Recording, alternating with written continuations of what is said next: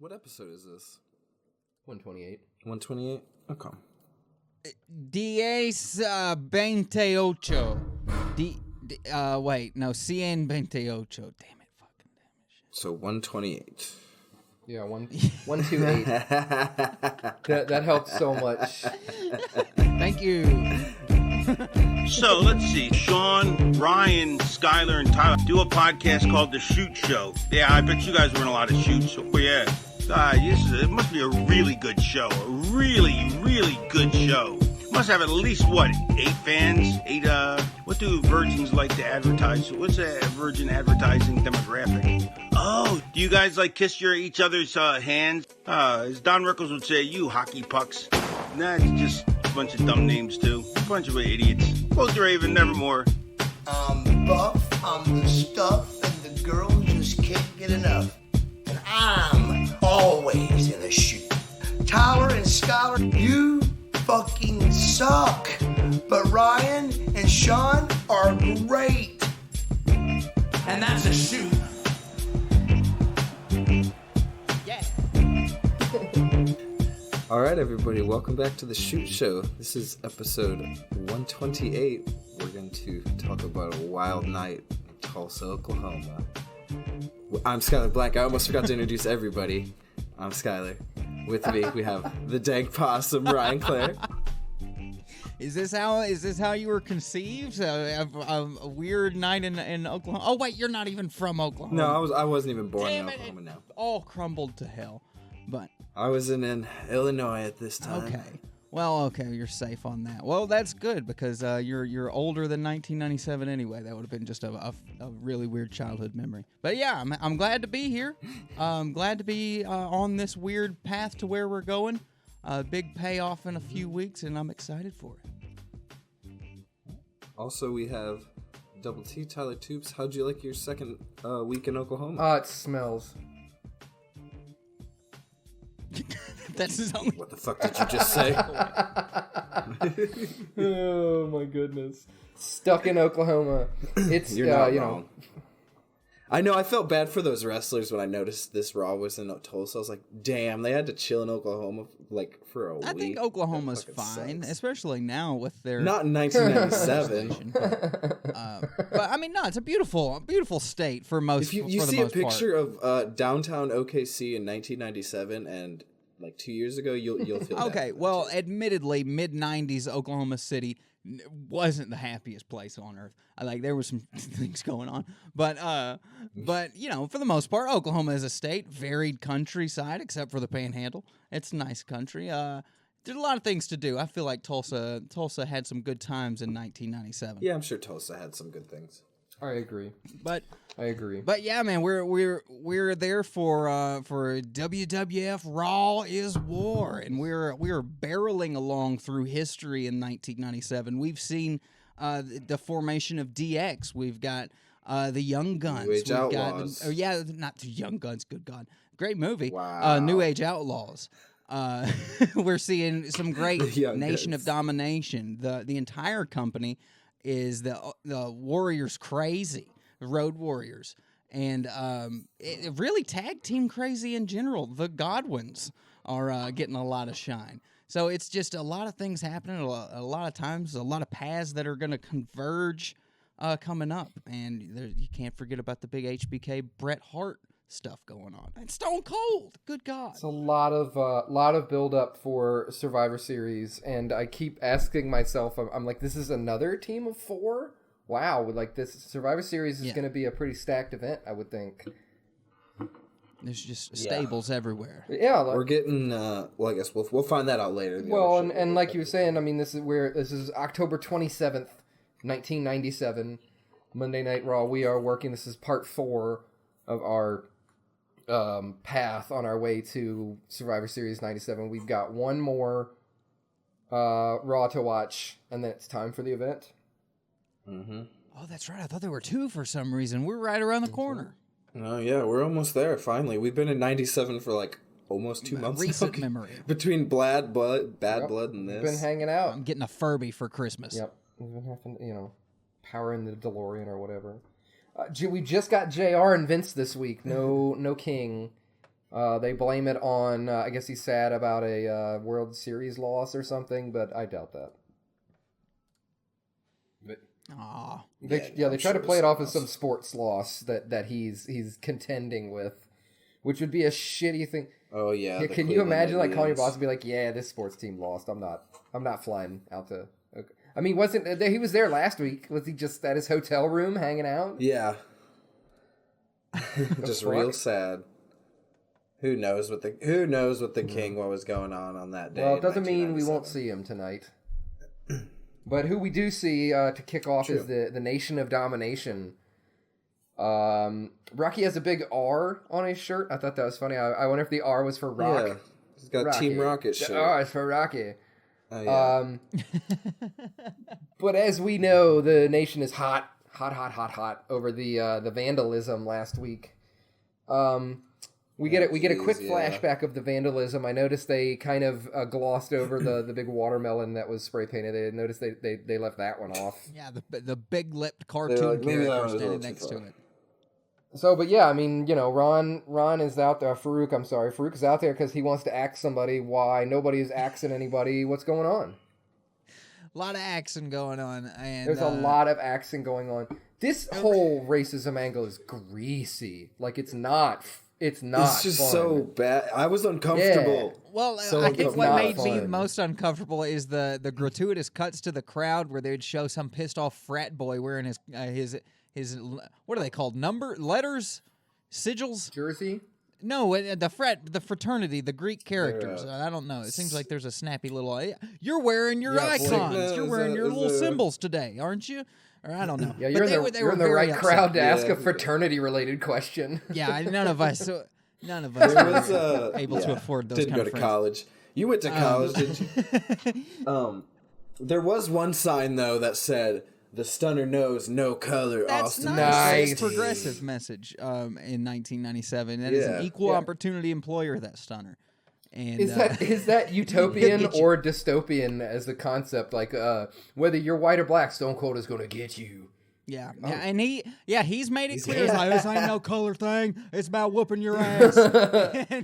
and if Ron Simmons or Farouk, I keep doing that to him too. Yeah, he believes himself in such a deep spiritual way that he is constantly having to check himself from drifting into profanity in this promo. He is just like, before I take this black fist and take it upside your white, he was like, he's about to say some stuff he's not supposed to, and he's this is just. Yeah, it's too close to the surface to be fun to watch. Like, whether it's 97 or whether it's now, like, it just feels kind of, like I said, greasy was the word that I used. I don't enjoy, like, kind of trying to think about, you know, imagining, like, the backstage discussions of, like, what will we spray paint? Like, that there was a whiteboard of, like, yes and no, like, things that they have up there, like, we will have this. And then somebody says something, they're just like, absolutely not. I would like to think they had a representative of the black community in there with them. You know, maybe not. You know, maybe not Farouk in there, scholar, just like. But yeah, maybe. Damn. Yeah, if you have a Farouk standing there, even if he's not saying anything, you're putting some hurdles in front of yourself. You're not gonna go whole ass. So maybe you're they did. Setting goalposts. Rocky gets the mic and talks a little bit. The crowd hates him. It's hilarious. I love so much. Absolutely turns the second he just, so, you know, the Hart Foundation is getting the blame. Farouk calls out the Hart Foundation, wanting to have a match with them. They come out, and Bret Hart, the very first thing that Bret Hart says is, he goes, "First things first, brothers." Yeah, and he kind of takes a little aside. We accept your challenge. Just like, first things first, brothers. He's like, I'm going to say it. They're like, dude, okay. Yeah. Bret is the odd man out of all of this. Like, everyone else is pouring so much emotion into this, and Bret just feels like the guy who is, I don't know, like, part of the play but doesn't understand the role he's playing. Well, I think he's just not really invested in this side of the build here, and he's just... I mean, he plays the normal Hart Foundation thing. He extols the virtues of Canada over both this new aggressor in the ring and the United States as a whole. and that just gets him. That at first I was like, oh wow, the Hart Foundation is playing the face in all this, or are the nations? They're not technically bad guys. They have a kind of a reasonable argument here, but yeah, it further muddies the water when you got a group of guys coming out saying, hey, I don't like what you're saying to these people, riling them up, but they do suck, but where I come from isn't as bad. Yeah, I was uncomfortable and went on way too long. Yeah, well, and because then as soon as Bret starts talking, doesn't HBK come on the screen yes. now? Starts calling Bret the Grand Wizard and the Hart Foundation, the Klan. The KKK. And he says he loves black people. Yeah.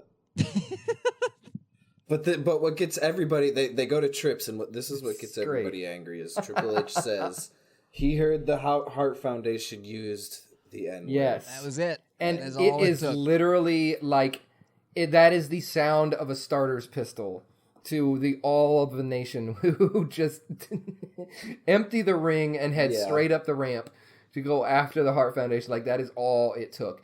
And it's so thinly veiled that, I mean, obviously who did this and who's responsible for this. Right. Like, it's really funny to try to see them kind of be like, hey, come on, man.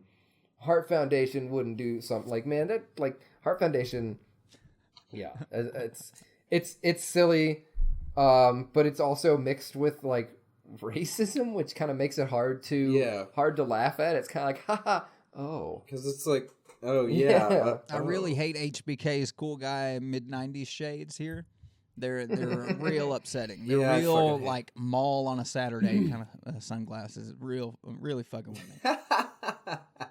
But that is the end of that segment. We go to a commercial break, and we come back to our first match, which is Goldust with Marlena versus Triple H. It's interesting that Triple H is still coming out to Ode to Joy. I think it's kind of interesting. Like, he's this degenerate, but he still has most of the trappings of the Hunter Hearst Helmsley blue blood character. You know, still doing the pedigree, which he'll do forever, but, you know, coming out to the classical song of the choir, it's kind of an odd juxtaposition to the character he's playing. Still wearing his fancy jacket. You think he'd at least, like... Yeah. You think at least he'd not wear the fancy jacket. Something. Yeah, and you'd think he'd at least do his own crotch chops. He had double help on that one. He had HBK and China do his crotch chop for him. Well, when you're rich, you don't really do much for yourself. Well, besides work real hard. Where Rick Rude cuts a promo on Tulsa metropolitan area, and he Rick just Rude calls them all a bunch of. Go ahead. He says, all you fat, out of shape Tulsa tubs of crap. Button your lips, open your eyes, and pay attention. Oh, it's beautiful. And it instantly cuts to the crowd for the reactions, and this guy has already written on his chest, I love fat girls. Like, yes. Great. Yes. You're in the right place, man. He was so happy about that, and too. Then they cut to a girl who was not fat. She was just fine. Like, I don't know what they were trying to say, but she didn't look happy. He's like, yeah, we're not. She was offended. She was very. She looked offended, but maybe she just didn't hear what he said. What'd he say? Yeah. So for this match, HBK hops on commentary, and he calls JR Girth Brooks. That's pretty damn good. Oh, you know. Good old Girth Brooks. Respect to Dustin, man. Like, always respect to Dustin for taking something like this and making Goldust a character that, like, we all remember to this day. Yeah, and somehow maintaining his own identity through so many different identities. It's weird. Like, you can watch a silhouette. Like, that's what kind of the test I like to give a wrestler in my head. Can you watch a silhouette of that person wrestle and tell who it is? And you see the Rhodes Family Power Slam and then that drop to knee uppercut. And you know that you're watching a Dustin Rhodes match. And he's got those hallmarks that he hits even, back when I don't know if he was doing that little drop-down move, but he's been knocking that sweet, sweet power slam for, since 89 at least. For sure. Seeing him just get better with time has been a lot of fun. Like right now in AEW, he's still killing it. I'm not a fan of the full-body jumpsuit. Like, yeah, it's not a good look. Well, but he's just real chunky right here in 97, so it doesn't look that bridges great. in he's weird places. He's filling it out too much. He goes for the same purse trick that we saw him have success with last week. But Degeneration X is not going to fall for that, and China gets the purse away from him and blasts him with it, and Triple H gets the pedigree and the win. And Triple H says, "Suck it," and they bleep out "suck." Don't want to do that. Don't want to be sucking. It's only 8 o'clock. It's not the war zone. I guess suck it only that's in the right, war yeah. zone, guys. Come on. Yep. The kids are like halfway up the steps, but they can still hear the TV. Did that guy say suck? We get a corny shoot real early tonight. Boy. Jim, right after this match. Jim Cornette trying to break the fastest speaking record. Yeah, he could sell some micro machines in this promo. He's doing a great job, and this is one of the, I would say, heavy hitters of any Jim Cornette appearance on any wrestling TV. This is one of those required readings. It is the densest 2 to 3 minutes of just dressing down. Carpet bomb. It is beautiful. It is napalm. It is destruction. I mean, first off, he shoots on HBK and Bret, which is funny enough because those are like your two top guys. But his real targets here are Roddy Piper and Hulk Hogan, and the cage match that they had, and the fact that people are calling them legends and saying that the cage match was good. Yeah. He takes absolute issue with that. And it's like you're saying, some of these lines, I wrote a couple of them down. He calls Hogan a 46-year-old bald movie star wannabe who looks like Uncle Creepy with a good build, taking on a guy with an artificial hip that hasn't wrestled a full schedule in 10 years. And yeah, this is around the time that Roddy Piper, I think, has been for the better part of a year declaring himself an icon in WCW. So anytime you hear the word icon, it's kind of also a shot across the bow. And for him to be able to fit so much meaning and so much symbolism in such a small time, it's incredible. He even does the old debate tactic of conceding your own point, where you're like, yes, here are my flaws. I acknowledge them, even riff on them. Now I'm going to take them back and attack you knowing that, and you've gotten over-torqued past it. It's just, it's an expert. This man is fencing with his freaking words. It's awesome. It does, and I love Jim, and I love the, it's fun to watch this, but I would call both Piper and Hogan a legend. I think even at this point, I would call, in 97, I would call Piper and Hogan a legend. For sure. Just because you're mad doesn't mean they're not legends. Another thing he said that I was laughing about with you guys the other night is by the 10-minute mark, they were sucking in wind so hard, the first 3 rows of people passed out from oxygen deprivation. Would have been funny if it wasn't so sad. That's my favorite takeaway line from any Cornette rant is that would have been funny if it wasn't so sad. It was so smooth. And he caps the whole thing off by saying, he says, Hogan, you are a household word, but so is garbage. And that also stinks when it gets old. I'm Jim Cornette, and that's my opinion. Ooh. Woof. Mic drop. Yeah, and that's just my opinion. Wendy's is delicious. Damn. Why did these ever stop? He probably got pissed off at shaved ham at craft services and quit. But for somebody to look the way that Jim Cornette does in these promos in 1997, wearing a blue blazer and your grandmother's glasses, and still come out with those barbs and hit you like that. It's an achievement.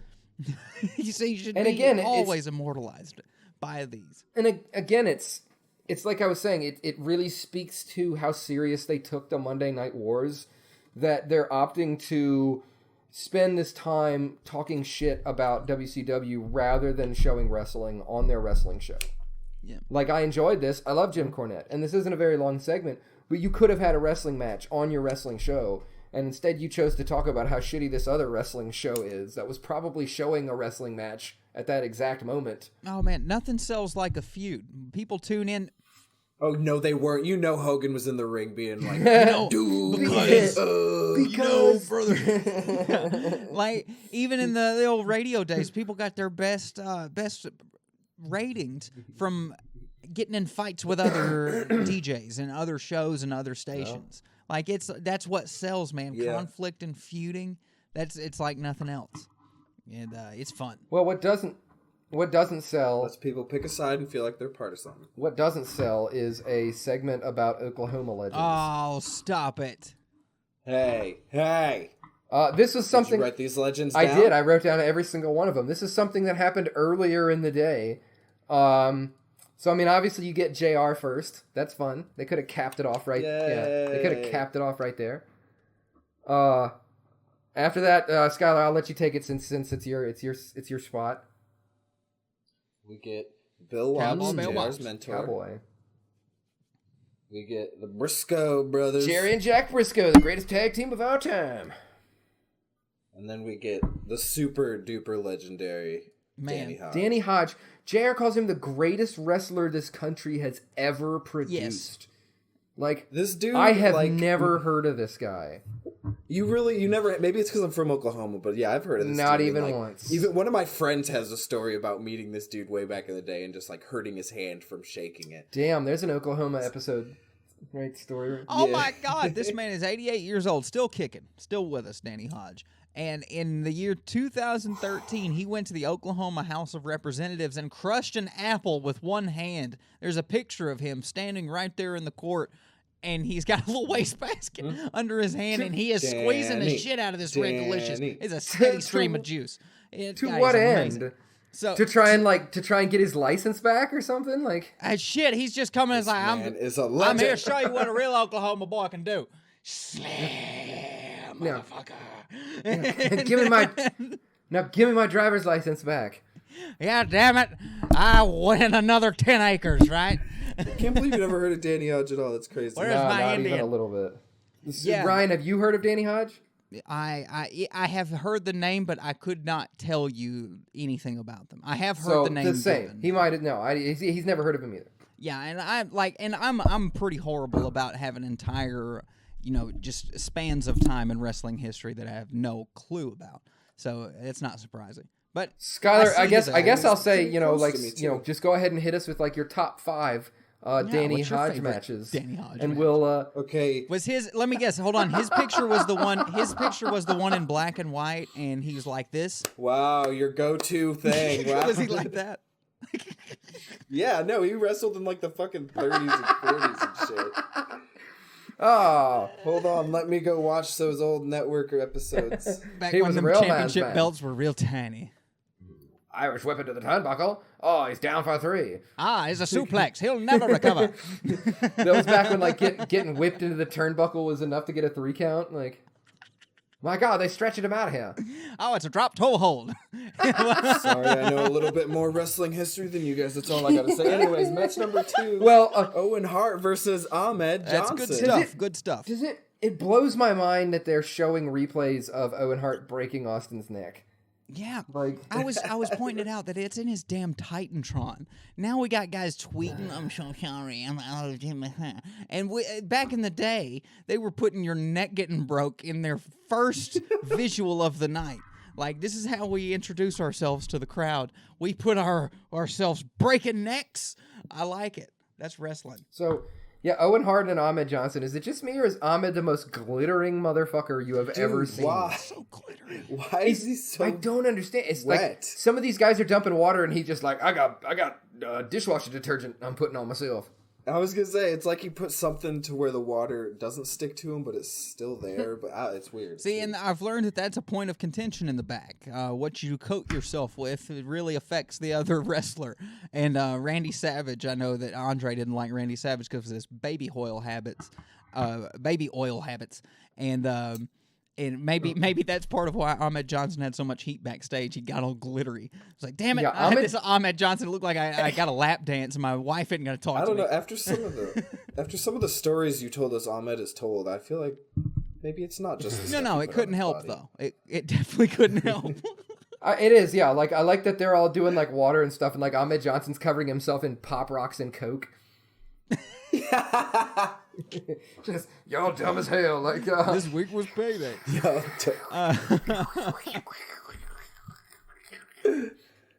Oh, shit.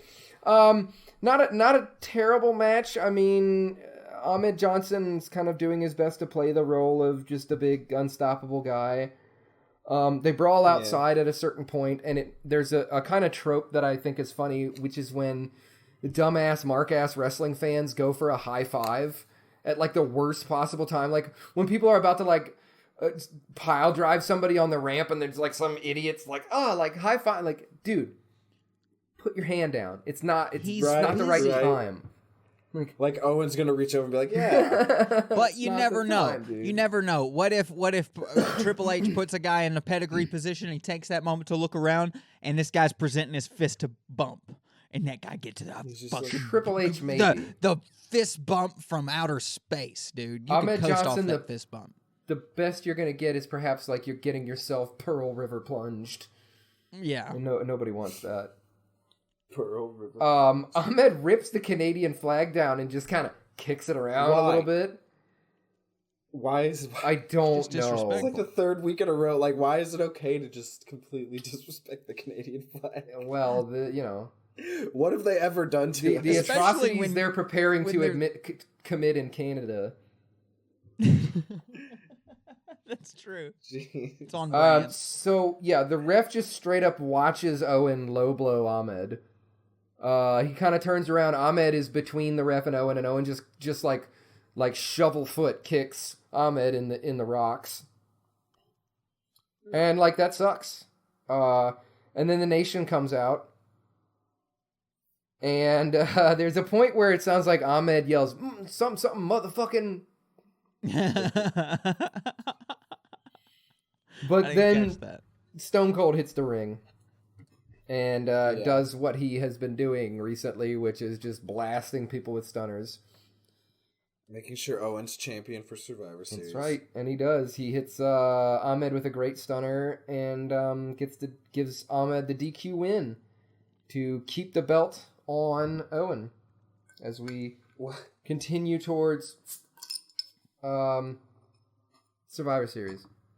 Why is Owen defending his belt every single week? Really, it's making Stone Cold have to stop the guy from beating Owen. I hope Stone Cold doesn't make his way through the crowd. Like Stone Cold having to wait in line to buy tickets again.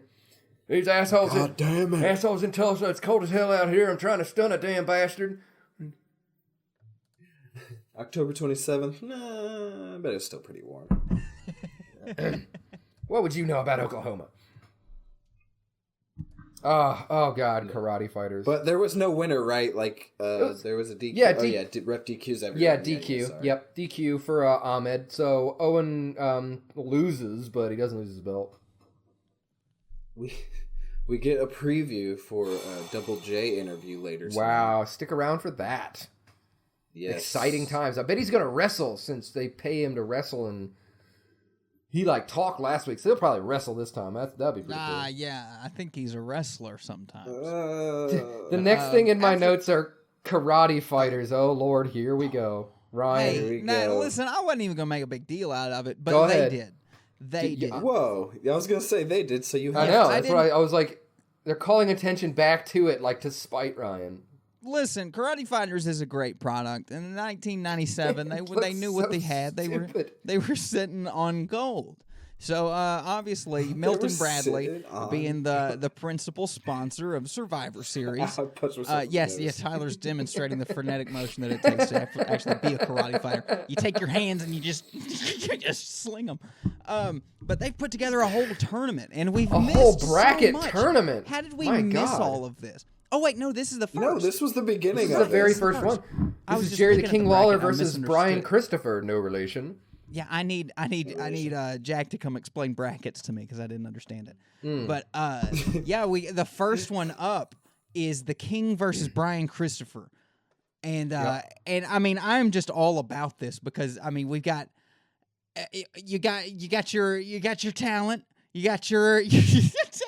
Tyler is just not even going to accept me trying to make this cool. No. Keep going. I want to hear about this. Okay, well, Jerry the King Lawler, he's the Sun Warrior.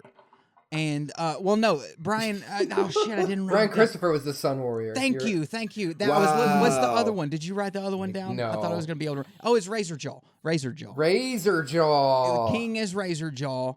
and yeah, his not son Brian Christopher's son Warrior, and what I thought was the coolest was the commentary for this event. That was Jumbo Jim and Vin McMannequin. Ugh.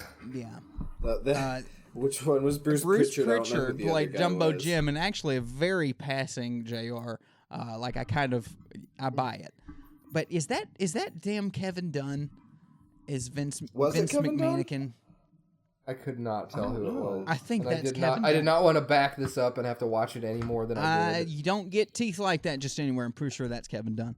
But this is not. I mean, it wasn't a real competitive thing. It was just them being silly for a second. Just like 2 Razor seconds. Jaw Karate didn't even really fighters, at their best, when they are fighting, it just looks like two people having a seizure up against each other. Well, I mean, Razor Jaw passed on to the next, so technically King is the winner. But Brian Christopher, I don't think he firmly got his little guy onto the peg because he's not even good at karate fighters. Scandal! Well, we're not. All right. 97 So karate We're moving scandal. on now, Ryan. I wanted you to have a moment, but you took it on way too Well, long. and there's the one last thing I like is JR made a comment about Brian Christopher's mom.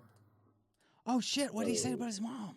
He said something like, "Oh, you know, I can't even remember. Like, I think I hear your mom calling you or something." Oh. Yeah, I don't remember the exact quote, but he referenced his mom, which is like, you know, pretty inside. Well, see, Skylar, you were going to give more time to that instead of me wrapping up my beautiful my karate fighters breakdown. There was a lot of action to cover. I just wanted to show him. What it could have been if he would have just let me go. And say, So Mankind comes out to be interviewed. I'll get you again next week. I promise I will. Yeah, check in. I know we'll be like, that we got a lot of matches to go through in that Karate Fighters bracket.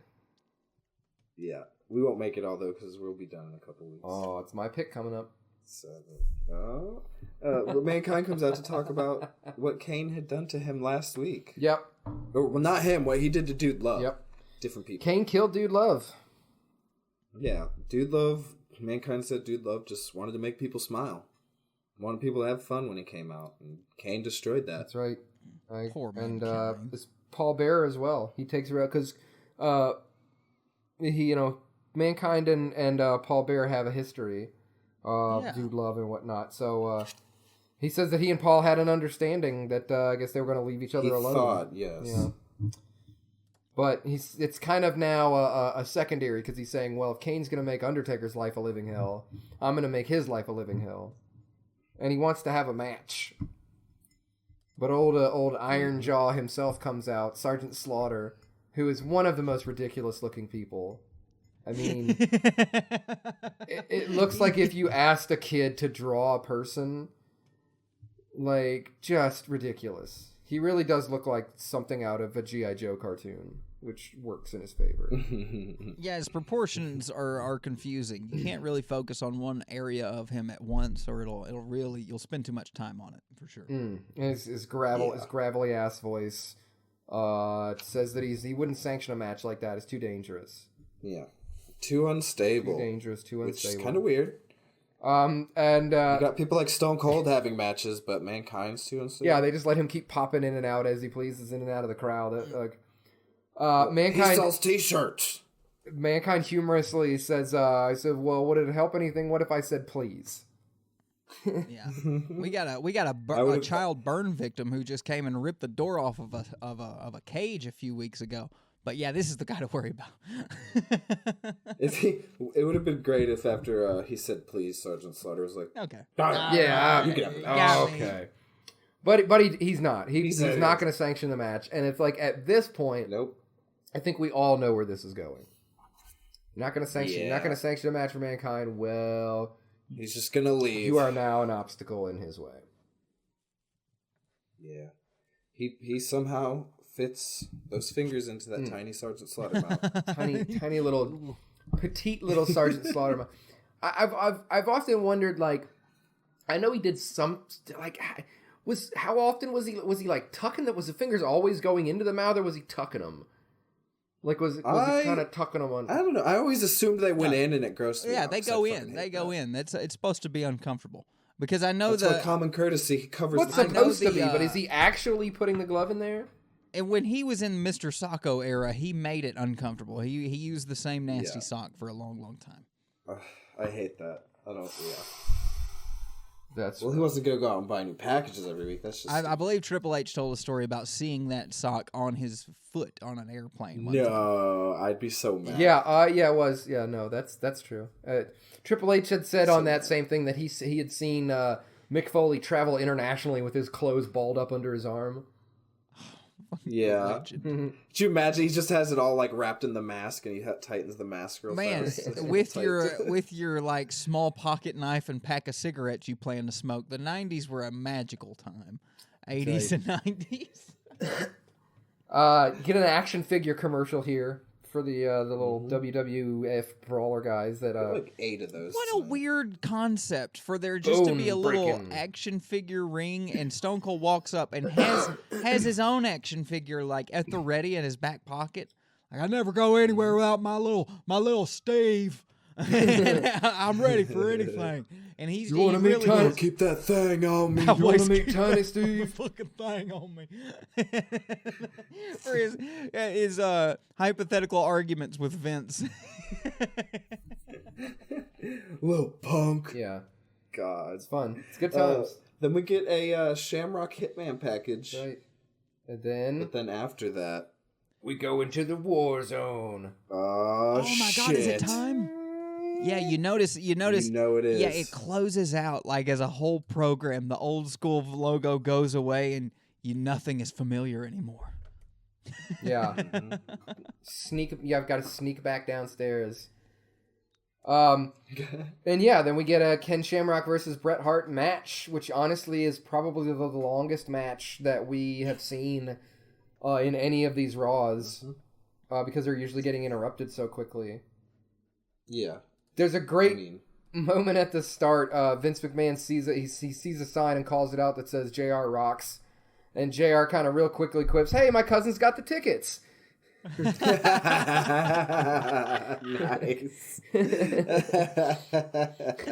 Man, he's so quick, man. That's great. Oh, young JR. Yeah, that made me laugh. Like,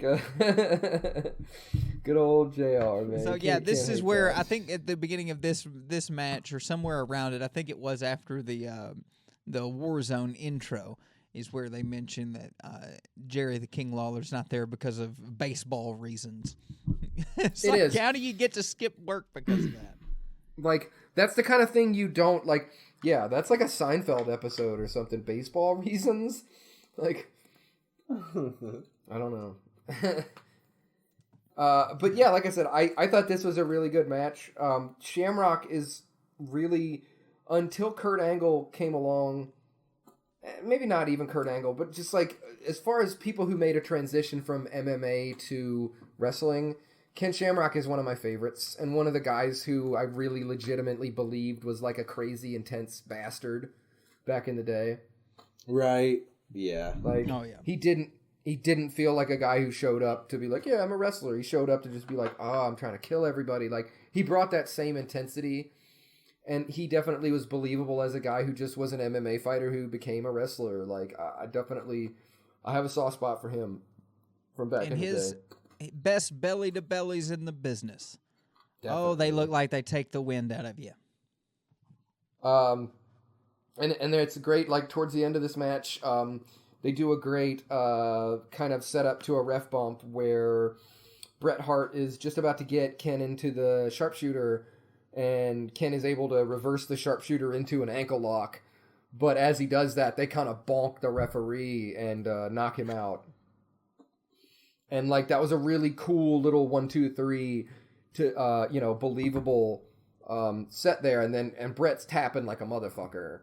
But, no ref. Yep. And then he hits Ken with the chair, starts to put in the sharpshooter. But, I think that's when HBK comes out and fucking super kicks him right in the damn face. Yep. HBK comes out and starts whomping on Bret, which, like, ostensibly would be a good thing for Ken, but Ken is not having it. He's an honest man. And he goes into what I would call like a kind of wolvy berserk rage, like the kind of little like squat, muscular, kind of angry ball of arms and legs. That he was upset. Yeah, what Ken Shamrock is that's another thing about him. Like, he would absolutely go into these uncontrollable rages where he would just demolish. Refs are catching belly to bellies, ring announcers, timekeepers, wayward fans. Yeah, I feel like the way he reacted was that he didn't. I don't think Ken Shamrock really is aware he's in a wrestling match. I think they got a nice trainer in the back that rings a little bell or something. And that switches him into the right mode, and he goes out and just attacks things. And he saw HBK attacking his target. He was like, that's mine. And he didn't even know about the match. He was just wanting his blood. To me, it's part of a believable kind of aspect of a guy like Ken, that it's like he's out there to win and get that victory. I mean, he had the chance. Like, this was for the world title. I mean, this wasn't just some bullshit match. Like, he had the chance for this, and it speaks to the kind of fighter that he is. You're not fighting the guy I'm fighting. Well, now I'm fighting both of you. Like, again, I appreciate for him. So yeah, Ken, DX and Hart Foundation hit the ring. Lots of back and forth. Bret's upstage. Bret's mad backstage. I don't really know if anybody wins this or not. I mean, obviously it's a DQ. I don't even know who gets the win. No, like, I just wrote no one. Like, they didn't even call it like a no contest. Like that. It just spilled into a brawl between HBK and Bret. But before we saw Bret backstage, we got another preview for the Double J interview later. So, Thomas, stick around. We're going to talk about that. Thomas, you couldn't imagine what he will say. After that, we do get another match, though. We've got badass Billy Gunn, and as he is now known, the Road Dogg Jesse James. And they're taking on the new Blackjacks. Jesus Christ. This fake Blackjacks, get it right. This is Bradshaw and Barry Windham. So I will. Wow. Who was JR? Someone in the announce team said, like, was saying JBL is going to be like a bona fide star someday, and I was like, God damn, they called that shit. I can't argue with that. I mean, whether you like him or not, like, the dude has had a presence ever since. John Layfield. I won't forget about the JBL days. Barry Windham, had his time, and his time is gone. This team, like, in '97, they stick out like a sore thumb. Yeah, because you have these guys that are so cool. Go Vikings! You have these guys that are so cool. And they are taking on, like, a tag team that look like they're from 1988. Their mustaches are not to be ridiculed. So thick. Like, this is a ridiculous. They look like two porn stars from the 70s. I'm struggling to see the point here. That sounds great. Their mustaches are just points of respect. Ryan's like, I don't see any problem with what you're describing here. The Godwins show up, and they're kind of making reference to all of these people being on Survivor Series teams. My goodness! So, like, there's a lot of Survivor Series teams. I was gonna be pretty damn pissed if I didn't get some Godwins for sure. Even though I call them good ones most of the time, I was happy to see them. Pig and hog. Bitters, Arkansas. Was it while the Godwins were distracting the ref that Billy Gunn gets a chair and hits fake Blackjack with it? Yep, blasts him across the back as he kind of bounces off the ropes. Yep, it was a sharp one. It was. It looked pretty sharp. Yeah. Was that to Bradshaw? I believe so. God, Bradshaw's taking. That's not even like top 20 on like share shots he's taken. No, Bradshaw's taken some gnarly shots. Like, again, like the guy or not, he's definitely in the pantheon of people who have taken gnarly ass share shots. Yeah, he's like a mean Gary Busey now. He's like on like Talking Smack, even just a few years ago. He's still cogent. He's all there, but you can see he's drifting. There's things at play. I tell you what, foggy eyes. Yeah, next 10 years is gonna be a lot of fun. I feel like Google Bradshaw chair shot Steven Richards, and then you'll. Yeah, I was gonna say Stevie. Oh shit! I know because Stevie hit him, and it was the equivalent of that machine in The Princess Bride, where it just like siphons entire years off of your life. Like he hit him with like a 10-year chair shot. Yeah. Well, it was payback. We could get into the whole story if we wanted to, but it was payback for something else. Some shitty thing JBL did. But yeah, okay. Keep moving. Keep going. Before we get to the next segment where there was a guy in the crowd with a Hogan mask, and Vince says, "Oh God, another bad movie! No!" He is so bitter towards Hogan, dude. Yeah, the sign said, "Will wrestle for food." Yep. That's what I thought. Like, it's funny that maybe that was Kevin Dunn again. Like, it is funny. Like they will take no opportunity to miss like a chance to talk shit. Yeah, that was some thigh squeezing comedy there. I feel like that was yeah. Not another bad movie. Please. Vince, I can't feel my leg. Yeah, he's as he's doing, he's grasping at the air where Lawler's leg would be, just like, let me get him. Something's there. You say if Lawler had been there, that would have been a two thigh. Oh yeah, I think so. He would have been because right after he said that was the segment where JR was in the ring, so Vince was alone at the commentary table. Oh, so he's probably reaching like, no. They got holes in chairs beside him. They got to go and put like kind of throw pillows next to him for him to kind of get a hold of. Like, yeah, there they are. Like why are the inside of your palms bloody? I must have squeezed it too hard. Some backstage guy like feverishly trying to like push them into position with his foot. Like, he's grasping at. It's the pole they feed lions with. He's just pushing up.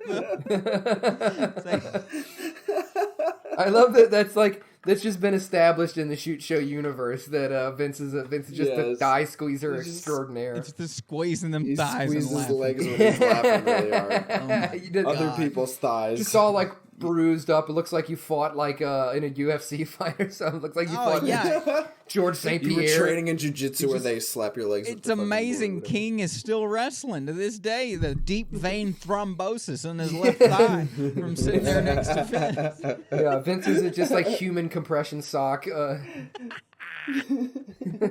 am watching this chair shot with Stevie Richards. Jesus H. It is brutal. It has the entire weight of all of ECW behind it.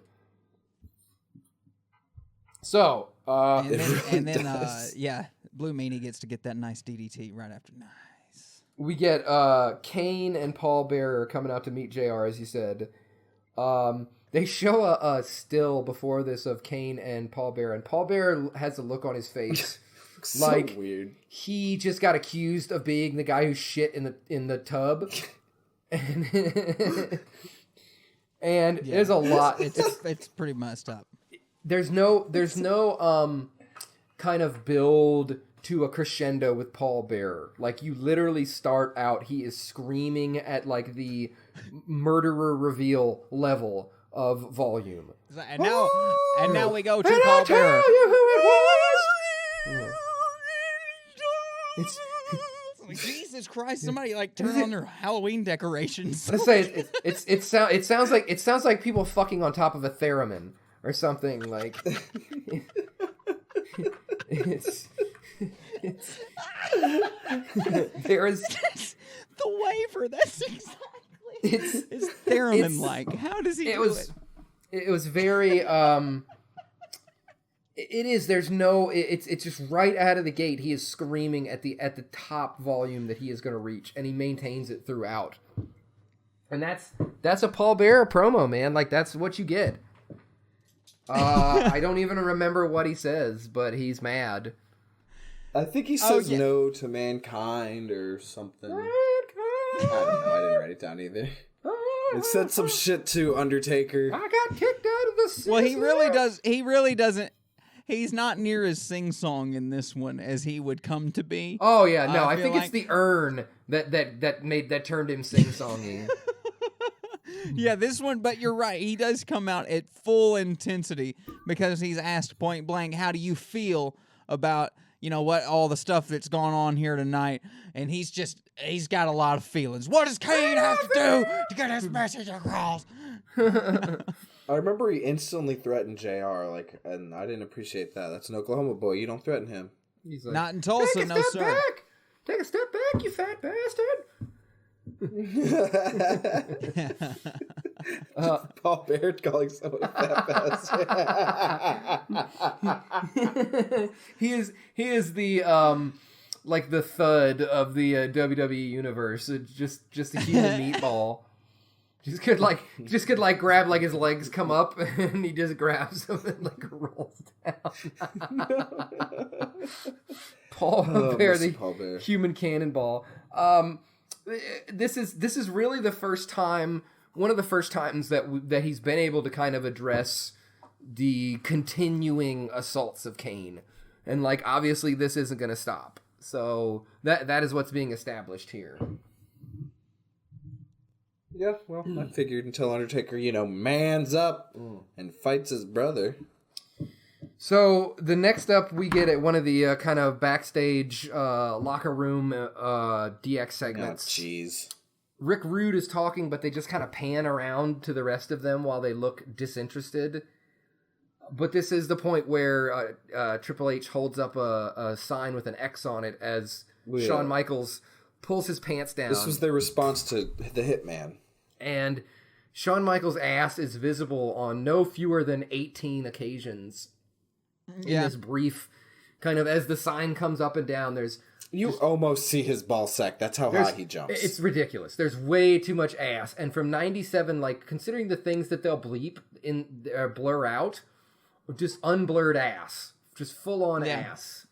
Whole man ass. And I don't know how they got away with it. You could see hairs. That's too good of a look at it. If you can make out hairs, that's too good of a look at it. Rough. And they literally slam cut from HBK's ass to Marc Mero coming out. And it's about an hour and 12 minutes in. We go from a hard cut of HBK's naked ass just straight into Marc Mero coming out for his match, which is it's just classy, total class. They do Marc Mero zero favors other than allow Sable to go with him, because that's the only reason he's still getting booked. Yeah, again, this is Flash Funk versus Sable with Marc Mero. Oh, the clothes they make Flash Funk wear. Hey, he looks great. Too Cold Scorpio is a great wrestler. Would you like to describe what Flash Funk is wearing here for somebody who didn't see it? It'd be like if Kiss was in a funk band, if Gene Simmons' demon character was in a funk band. I was gonna say it's kind of like an astronaut from Planet Funk. He definitely he's got a kind of jumpsuit on with maybe mid-thigh boots. Yeah, but they're silver. And silver as fuck. It kind of looks like the Shazam's uniform from the Marvel Family comics, way back Wiz comic kind of. Yeah. The yellow bad, boots. Though. It's not. As you said, it's doing him zero favors. Because he's a great wrestler. He is. And the last time we saw him, he was getting the shit beat out of him by Kane in an unplanned match. So again, not great for our boy Too Cold Scorpio, who hits an amazing moonsault in a match from 1997, but then goes for the laziest cover of all time to not get the win off of that moonsault. In 97, that should have been the end. Well, are you being was he being managed by Sable? No, he wasn't. No, he was not. Not getting the win that night. Marc Mero, the ref gets distracted by Sable, and Marc Mero goes for a low blow. Ref gets Can you blame him? No, I can't. I was distracted by her as well. It's fun to see people in the crowd yelling at her. I just imagine what was being said. That poor woman. I'm sure not even empowerment and courage. Well, yeah, not even for sure. Not even something lascivious. Just really wallflowers in the front row of a wrestling event trying to shoot their shot. A dude who lives in Tulsa who had front row seats to a Monday Night Raw, who's trying to holler at Sable, being yeah, what's up? Gordy, And It's my Scott shot, bro. Kahn sitting in the front row. She looked at me. I want to know, did they ever go to Philadelphia when Sable was at the height of her fame? Because I want to hear what the Philadelphia crowd sounded like. No. It's again, Sable is the focus here. Like, but yeah, Marc Mero, I don't know. They kind of brought him out here as this repackaged character who's just this kind of no nonsense boxer. He's not Johnny B. Bad. He's not the wild man. He's not, doing the confetti spooters. He's Marc Mero. But then he hits a low blow to get the win. Like, I don't understand. Like, what are you telling me there from a storytelling capacity? Like, Marc Mero as a character should overshadow Flash Funk as a character at this point. Like, he should definitely get the win in this match. But, like, to have to do a low blow to get it, like, I don't understand. Am I supposed to cheer for this guy? Because I don't want to. I just don't, like, I don't get it. He could have just hit him with, like, an uppercut and, like, because he's a match over. I don't understand why it had to be a low blow. Yeah.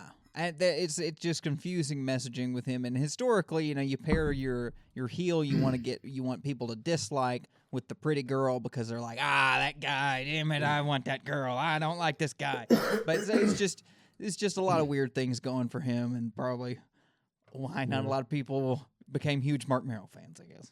Well, and I guess I'm questioning why they're doing things that don't make sense to me as we get ready to lead into this next segment, which is a Jeff Jarrett interview.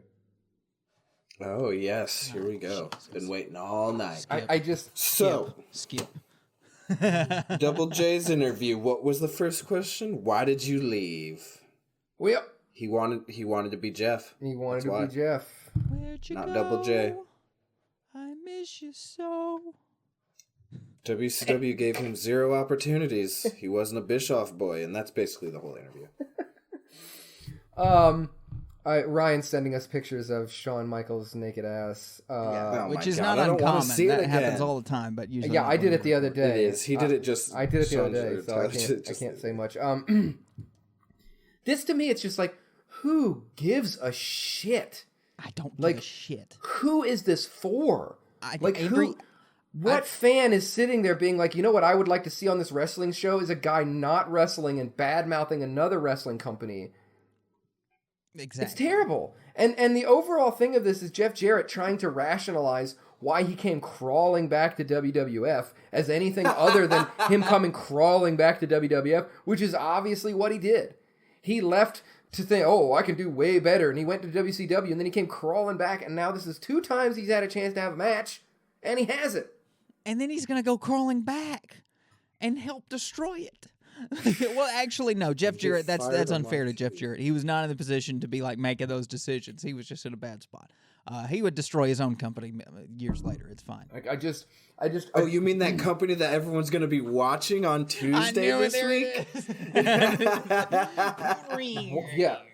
On Tuesday of next week and Impact never Wrestling again. Tuesday. Kenny Omega will be there with the AEW title. Everyone should watch it. Yeah, keep a lookout. Don Callis. Everybody's fucking staying up at night waiting on him. What the hell are you saying? Why are you talking shit about Don? You talking shit about Don? I don't know if maybe like the part of the condition of Jeff Jarrett coming back was that like he had to just cut promos on WCW. But tell us all the inside shit. For real though, this is terrible, and I don't like. At least with Cornette, it's funny and he's saying things that are entertaining. Vince was sitting there like in his desk. Yeah, say something mean about Hulk Hogan. What was he like there? Did he look sad? Jeff just comes off like such a whiny bitch for this whole thing. Like, I don't know, like, why should I care that your shit isn't going the way that you want it to because you're running around from company to company? I don't care. Hit a pile driver or something, you fucking moron. That's too much behind the curtain all at once. Like, let's just watch some wrestling. Internet wasn't big enough yet for this. Yeah, it feels so inside. It feels like it's trying to be like, like smarten up the crowd by being like, well, WCW is blah, blah, blah, blah, blah. Like, I don't care.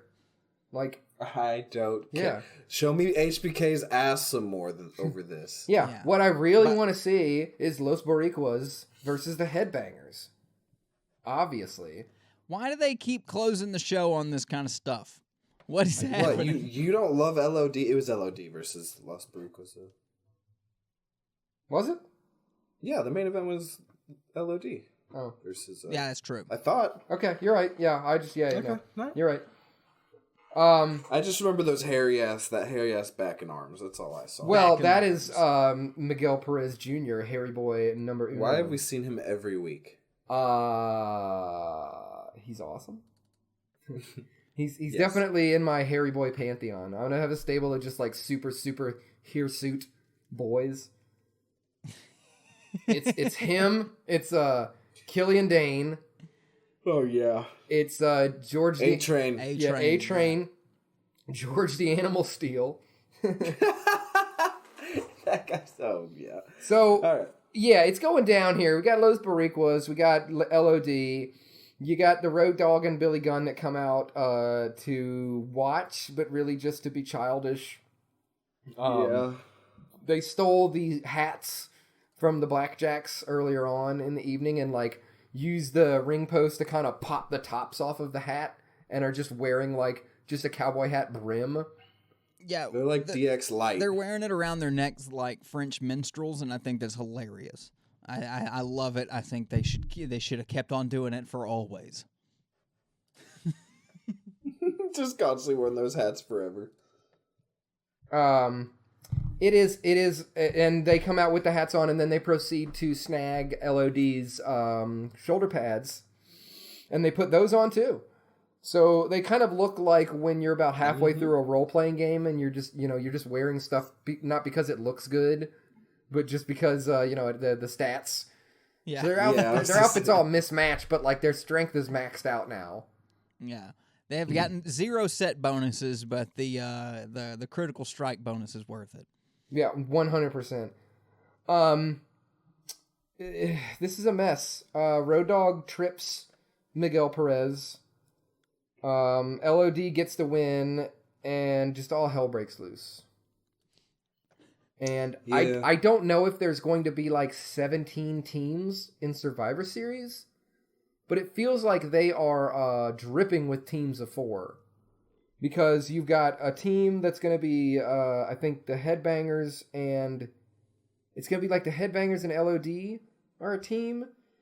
And then there's it's crazy. There are that many teams. Well, I guess we're gonna see. I guess we'll see. This is the second week though that it's kind of ended weekly. The main event was kind of meh. Yeah. Again, I can only kind of see this as just Survivor Series build up because I really agree that when you had Bret Hart versus Ken Shamrock, that like why would that not have been the main event? Yeah, I feel like the crowd would have been popping way harder at the end of Raw if you would have had the HBK Bret Hart fight. Yeah, strange choice, strange way. Usually, but I'm sure they were trying to get people to tune in at the beginning of the hour. Yeah, that's true. Switch over from Nitro and blah blah blah. It was all a chess match back then. And this is kind of the B build for Survivor Series. So I imagine that considering like that, this is like the kind of before the go home show that like they're just like we're giving them their little spot and then next week we're gonna focus on. So I don't know, we'll see. Yeah, but that was it. The last thing you get actually is Ahmed Johnson backstage, and he's Stone Cold. The Ahmed Johnson promo. Yeah, I couldn't understand anything. I didn't know he was calling out Stone Cold. Yeah, well, I guess. I hear get on the thing. What you did by putting your hands on me was into the zone. That's my zone. It's like scoring a touchdown, and you scored a touchdown on me. And I was just like, what? Ahmed Johnson has got some great murky ass promos, like him versus Farouk on just gravel throated nonsense. He says his zone is kind of like an end zone, so once you're in there, you score. So you just scored on me. Which doesn't sound very good. Yeah. Like, I'm gonna see you at the Row Rumble, ROW. So, yes, that was fun. I forgot about Ahmed Johnson. Yeah, I just imagine him like going back in the back and like he goes to sit down and he just like slips right off of the chair. And just a puff of glitter. He forgets to lay the towel down. He slips off of the chair and just slides out of the room. Oh, this whole stadium's downhill. Like it just in sliding down the. Hey, where's Ahmed? I don't know. Follow the shimmering path. I'm gonna try and grab a hold of him when he comes around this next time. He's leaving like a. He's leaving like a greasy. Just watch out for like the greasy, sizzling slug trail that he's leaving. It's beautiful in the right light. Oh man. So with that momentum, we continue down the path to Survivor Series 1997 to the big screw job and apparently a couple other Forgot that's happening. matches. Next week is the go home show, and then we've got the Survivor Series. Yeah, that'll be November 3rd, 1997 on Raw. If you want to get on the old network and watch it and be fresh to giggle along with us, but yeah, then that one should be a solid show to set up for a huge pay-per-view. So I'm looking forward to it. I'm gonna go in blind. I'm not gonna look at nothing. I want to be bursting surprised at the seams. It's gonna be good times. So yeah, we know where we're going. So in the meantime, catch up with us, keep up with us on the social media, Facebook, Twitter, and Instagram. Search The Shoot Show and you'll find us. We'll call that old dusty Shoot Show hotline, 4132-I-SHOOT. I'm telling you, I know I always bring up the Little Debbies, but the cherry cordials are in stores now. It is the holidays, so you got your Little Debbies for the holidays. Call and let us know what you think. What do you like, the trees? Or you cherry cordial, man? I'm a fan of the pecan spin wheels. Oh, what a year-round basic bitch choice, Tyler. I hate it. Roll again. I'm leaving on that note, so you have to sit with that for a week now. God damn it. No, laugh and make it feel a little bit better. No, please. That was harsh. I'm so sorry. Put a fake laugh track on it like the Thunderdome. Oh, damn it. Yeah, Ryan's kicked out of the Shoot Show. Okay. All right, guys. Well, we'll catch you next week for some November 97 Raw action. That's right. In the meantime, take care. That's right. Good talking to you, boys. We'll see you then. Guys later. Skyler's gonna yawn on his own damn show. I'm sorry. Oh I'm my God. I'm falling. I'm tired. It's my mid-afternoon nap time. Not a good thing. All right, guys. Later, We'll see guys. Later.